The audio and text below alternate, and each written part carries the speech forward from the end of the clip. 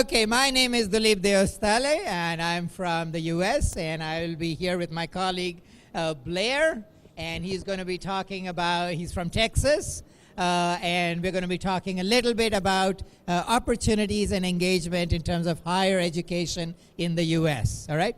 So now I just want a little bit of show of hands in terms of, so are you all studying in your bachelor's now? Raise your hand. All of you, all right, good, okay. So the question is, what are you studying? Are you studying business, commerce, management? No. Engineering, all of you? All right, oh my God. All right, just again, show of hands. How many of you are in, say, mechanical engineering? None. Civil engineering? None. Computer engineering? Oh my God. Why should I even ask, right?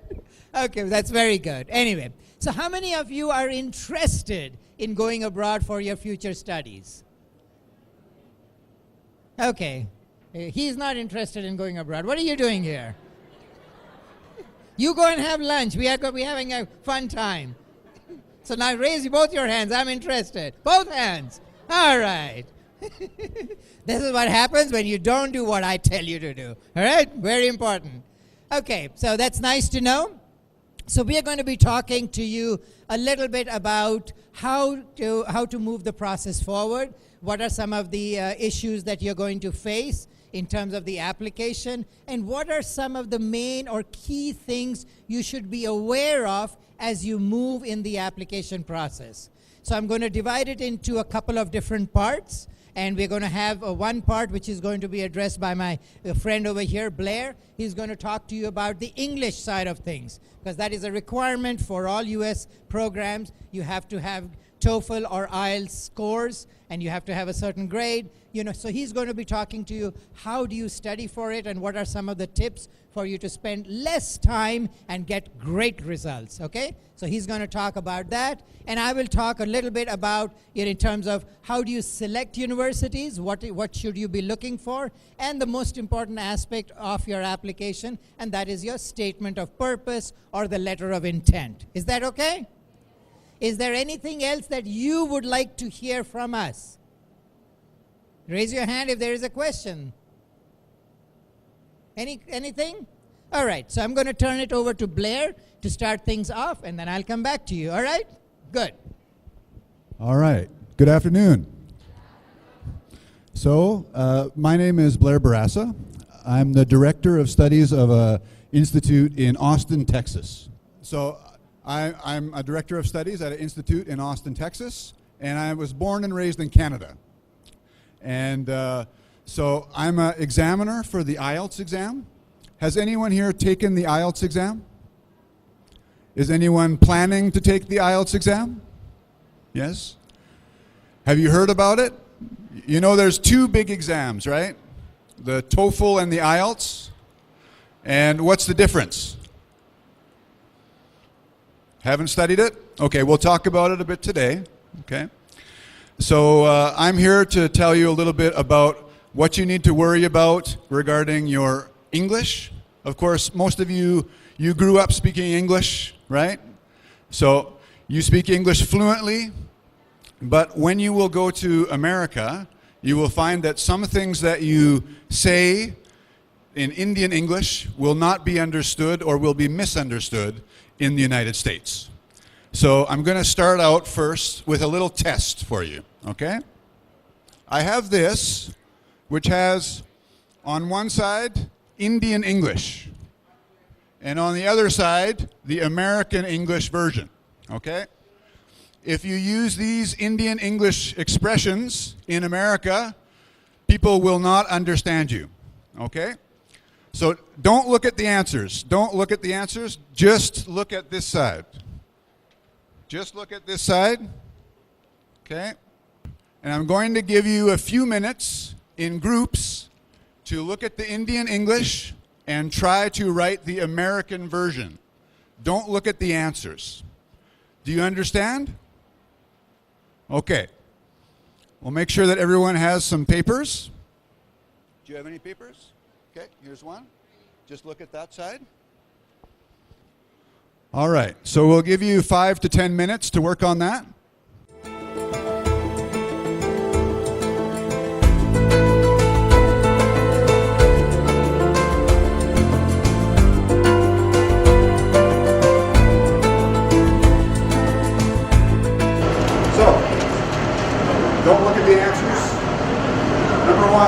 professor is taking the class right now? Teaching, yes. You are taking classes. Your students taking classes, the professor is teaching. Number two, the student is giving a test. Taking a test. The teacher gives a test to the student. The student is writing an exam. Taking an exam. Taking. Are you taking exams right now? This week? No? Okay. How about the next one? Please submit your bio data with your application. Your resume or CV. But bio data, if you say bio data in America, they won't understand. Next one. Raise your hand if you know. When I was in 3rd standard, raise your hand if you know. Yes. 3rd grade. Yes. How many grades are there in India? 10? 12? Okay. When I was a second year graduate student, what's that? You are second year graduate students? Not in America. You're undergraduate. And second year, sophomore. Have you heard that before? Yeah. Sophomore is the second year student. Freshman, sophomore, junior, senior. 4 years in America. Okay. All right. How about when I was a postgraduate student? That's a graduate student.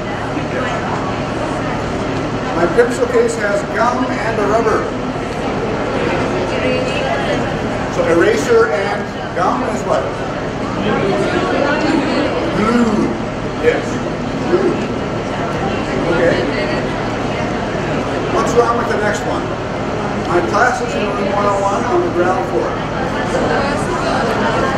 First floor. That's right.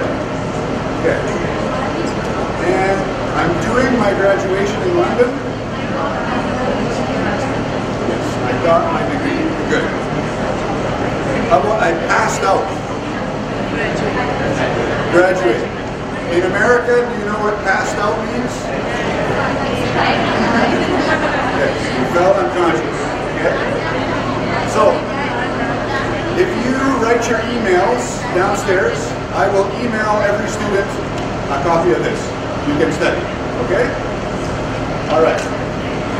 So, this is important because when you do your TOEFL or your IELTS exam, everybody who wants to study abroad, you have to do one of these exams. Okay? And I always recommend the IELTS exam instead of the TOEFL exam for Indian speakers because it's easy for you. And I'll explain. With the TOEFL exam for the speaking part for the TOEFL, you're in a cubicle, in a room with many other people, like 60 other people sometimes, and you record your voice and you speak, and other people are speaking around you at the same time. So it's a little bit difficult to do it. For the IELTS, the speaking part is a 10-minute interview. One person, one teacher. So for you, that's much easier. Okay. But I'll do a quick test. Look at the pronunciation part. Pronunciation. Okay. I need a volunteer who can do the pronunciation. You want to try? Okay. Make sure you speak loudly so they can hear you. Okay. The first one is easy, I think. Go ahead. Cafe? Good. Say that again. Don't say that. What do we say? Carolina. Vitamin. Good. Good. Next one. Pacific. Yes. Don't distress. Pacific. Good. Schedule. Good. I'm sorry. Okay. Not bad. In America, often they will say, I'm sorry. What you're wearing. Okay. So, let's talk about the exam. for you, you all speak English fluently, okay? So fluency is not a problem for you. What's going to be the problem? Pronunciation is one, and vocabulary will be one. You saw this, right? Things like rubber, postgraduate, it's different, okay? So you need to study that, pronunciation and vocabulary. And when you do these exams, you get marks for your sophistication, the high level of vocabulary that you use, okay?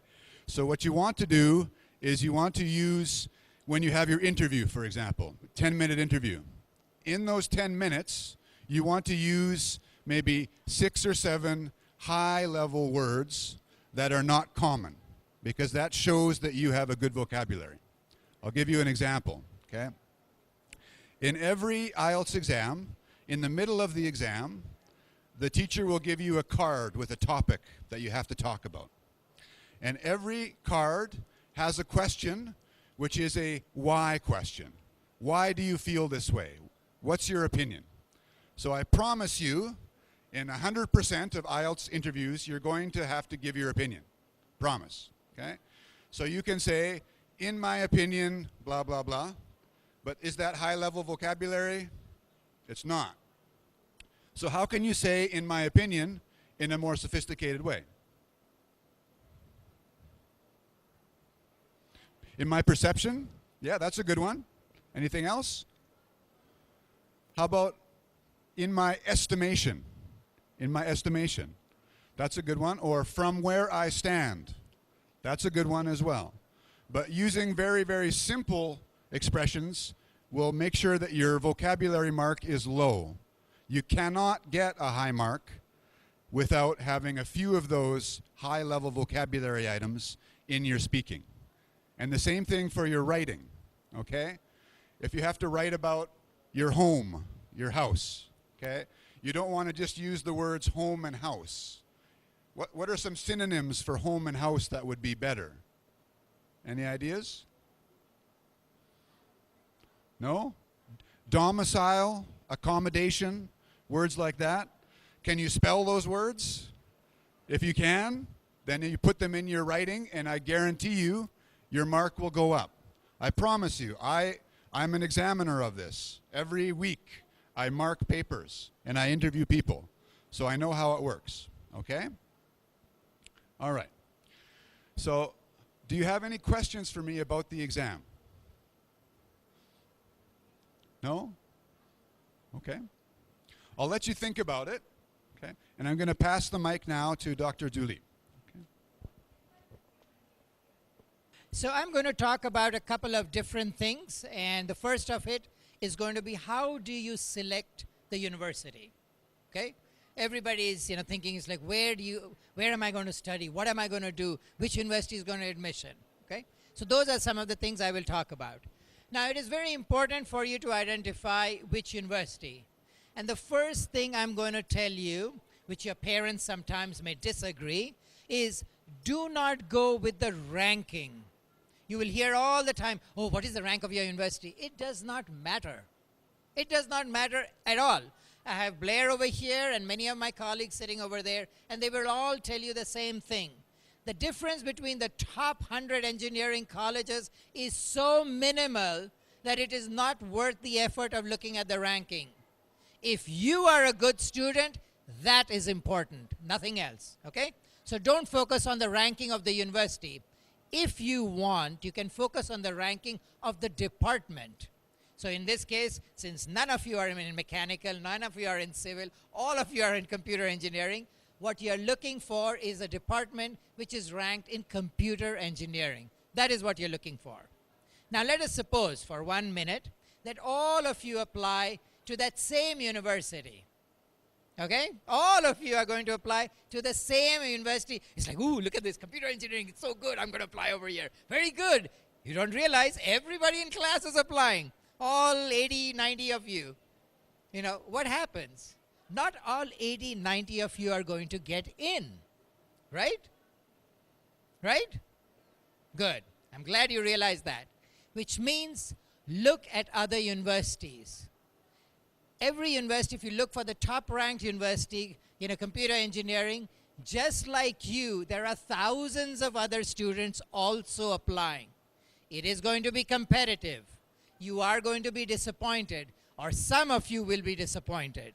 So you just look out for different kinds of universities. Now, how do you look for those universities? So you have to look at three different things.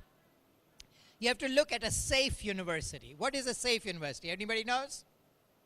A safe university is where, depending on your marks, your grades, and your qualifications of what you have done, you know you're going to get in because their requirements are a little lower than yours. Okay? That means it's a safe university. It's a good university, but it is safe. If I apply there, 90% of the chances are I will get into that university. Very good. Look for 2 or 3 of those kinds of universities. Next, look for match universities, which means this is the level that kind of corresponds to you.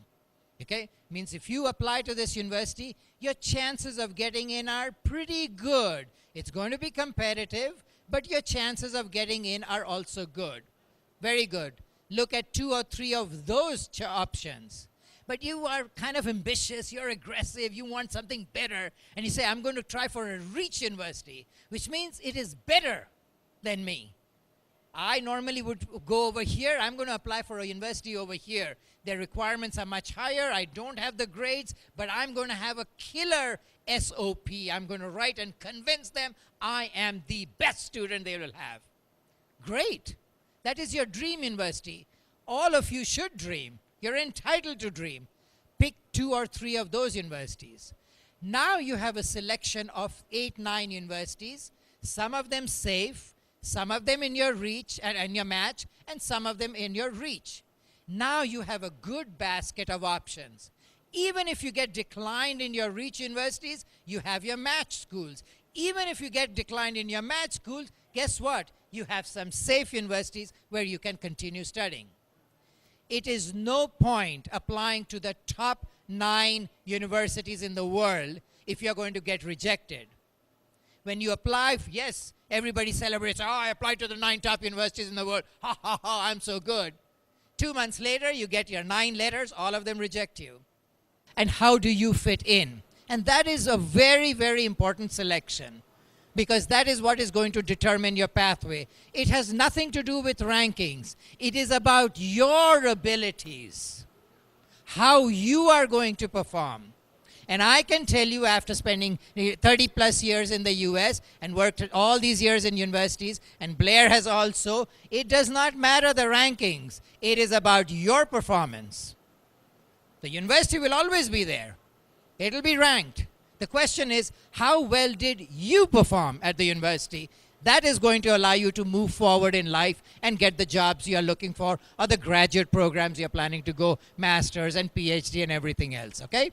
So the focus has to be identifying that university, those groups of universities. Talk around, ask people. Everybody will give their opinion. Oh, this, that. Those who are in the US will say, oh, you should apply here, you should apply there. Very good.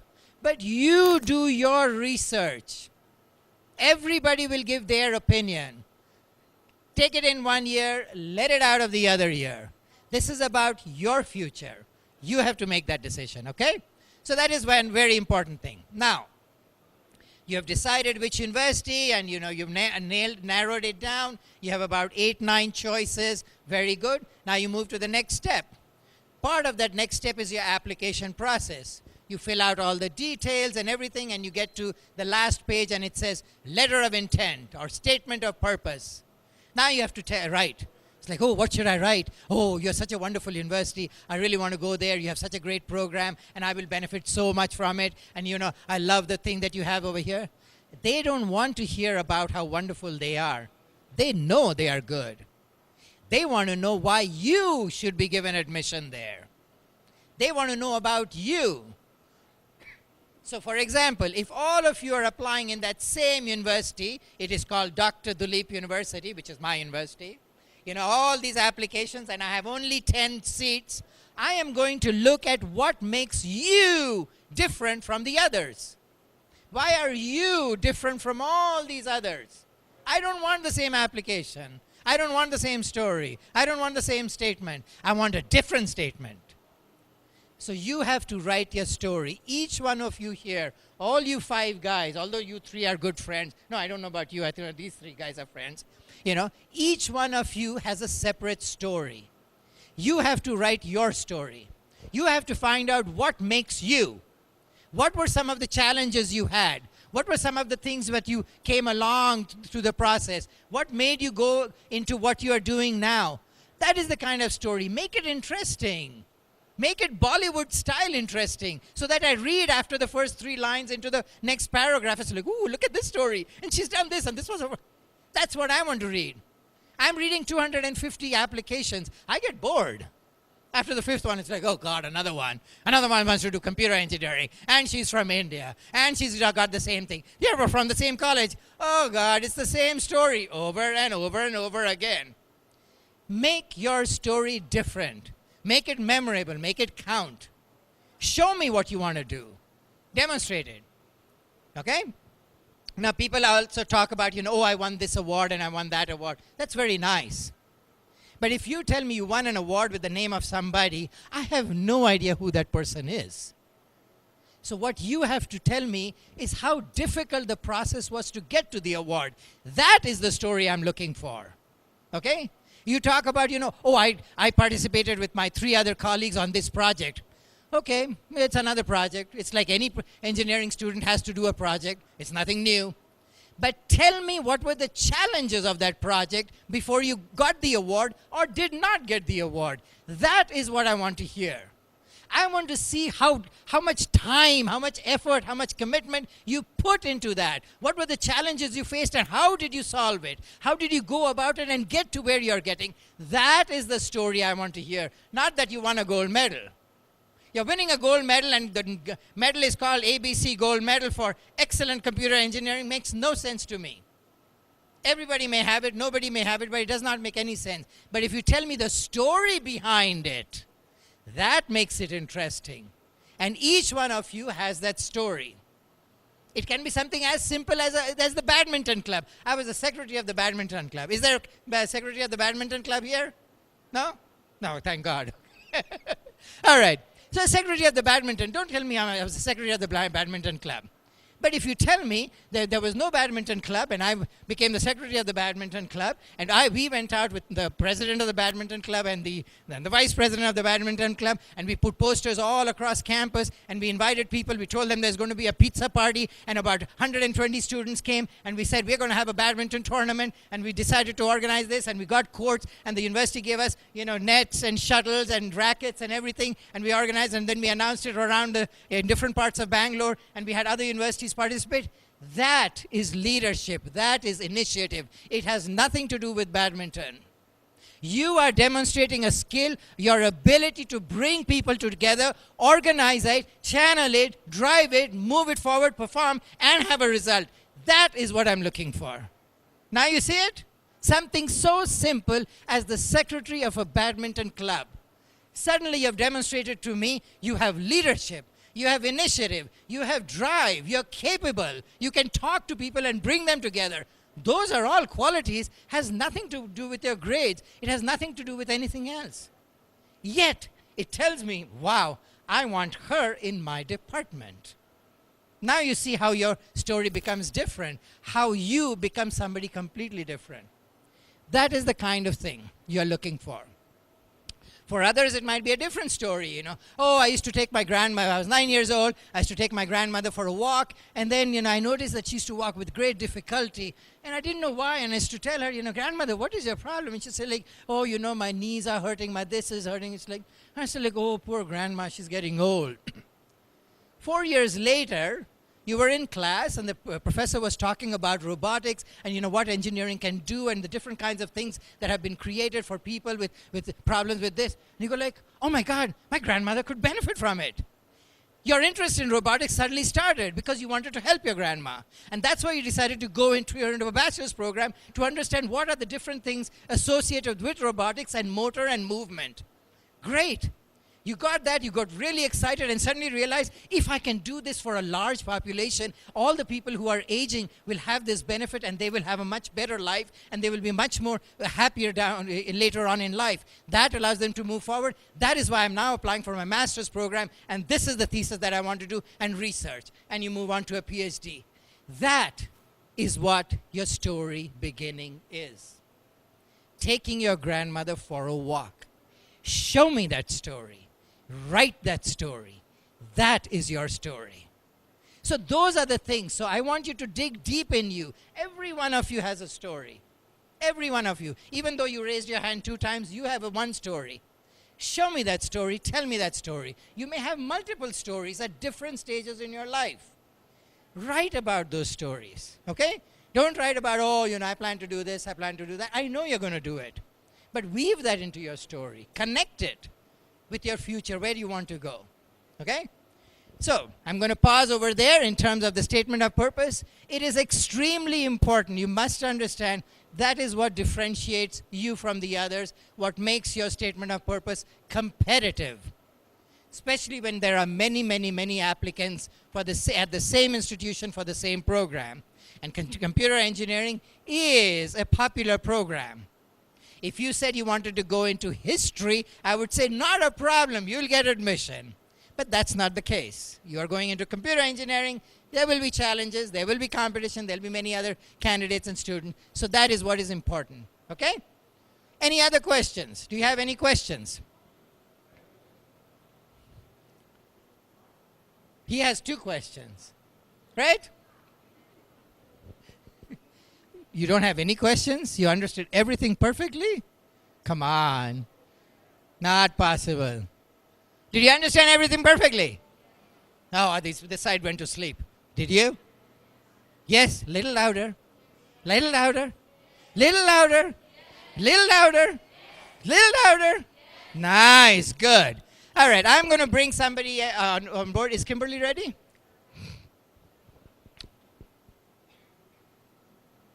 Oh, no? Oh, there she is.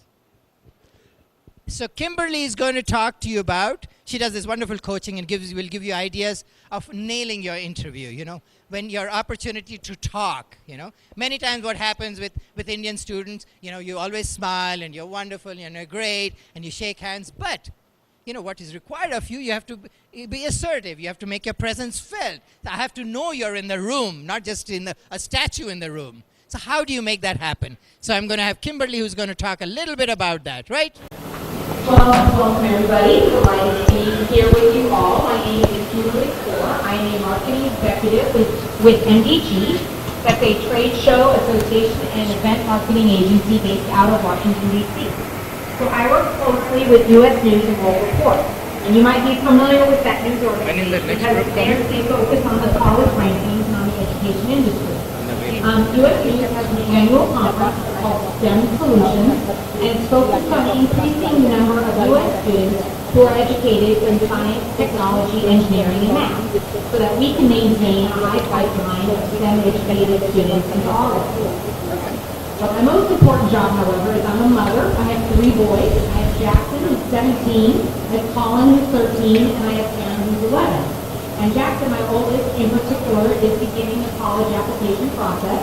So the tips I'm about to share here with you are going to be timely for him as well.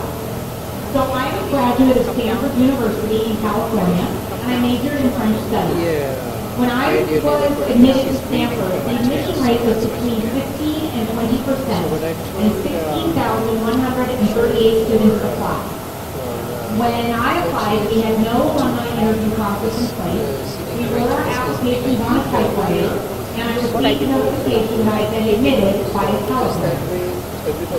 This year, over 44,000 students applied to Stanford, and just over 2,000 were offered admission. So that's an acceptance rate of 4.7%. So most likely, all of those students applied online, they were notified online, and a significant portion of those students participated in an optional alumni interview, including interviews conducted via Skype with students here in India. So for a long time, Stanford didn't have an alumni interview program. When they decided to start one up, it was about 5 years ago, and I was one of the inaugural interviewers in that first year. So it's been, for me, a great way to meet students from all over the Northern Virginia region, to grow closer, to grow better connected to my school, and to give back to my college community. Also to give a hand to others who are coming up behind me. Over these past years, I have compiled some thoughts and some ideas about what stands out to me most in a great interview and in a poor interview.